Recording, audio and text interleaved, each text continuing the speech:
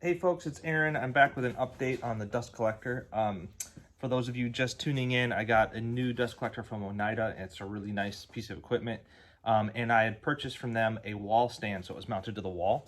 And it created a really deep, extra resonant, extra deep bass frequency that actually hurt my body, made me feel sick while I was out here doing the dust collection, even if I had headphones on. So I reached out on social media to everybody, and I had a lot of acoustical engineers, heavy equipment people, designers, architects. Like, I had all these great people chipping in on what they thought was the problem, and I think we got it sorted out. So I had it mounted on this wall, right to the studs, which behind it is an empty open room that's for metalworking. So the motor from the machine made the whole wall vibrate, and then the pitch of the machine was actually amplified by this room and turned it into like a bass, like a subwoofer, to push bass frequency out into the room. So maybe other woodworkers don't care about this stuff, but as a musician, my ears are in tune with this sort of thing. And I had a lot of audio engineers helping out with this issue. It wasn't about just cutting the dB. It was about that frequency actually made my body feel sick. And that is a thing that exists. I'm not crazy. And so anyway, I reached out to Oneida. They'd never had that problem before. But they did recommend that instead of putting it on the wall, we'd get the floor mount and start with that. So I had to take the whole thing apart, and my friend Ronnie came over to help me get the motor on and off the top, because that's the one thing I can't do by myself. And then now it's on this stand, and underneath the stand I put 3/4 inch thick rubber stall mats.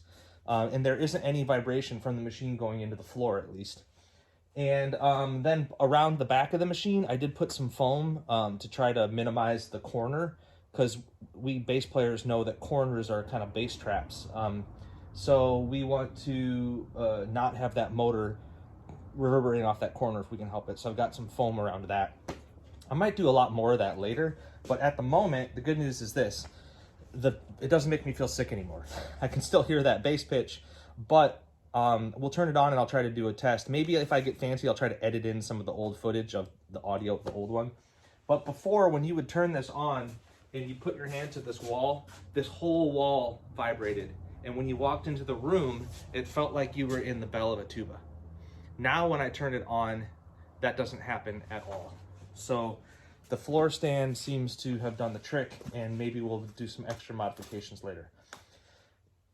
It's really interesting though, when I reached out to folks on social media, I kept saying to everybody, it's not about the noise, it's about like its pitch. But everybody kept just saying, oh, just build a wall around it. And like, it's not about how loud it was about the actual resonance of that frequency in this room.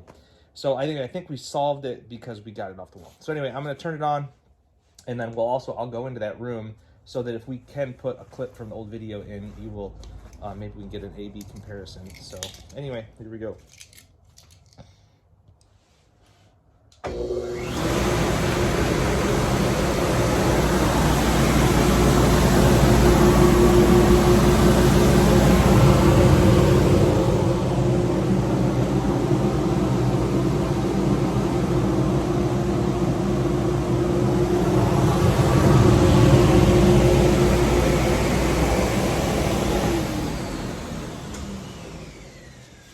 So yeah, for now I think it's settled, and maybe we'll do more noise canceling around it, but for me, I can deal with it. And Oneida was cool in that when I bought the floor stand, they're going to take the wall mount thing back in return, which is good because it's a few $100, so that at least I won't be out the money for putting it on the floor. So yeah, that's it. Cheers.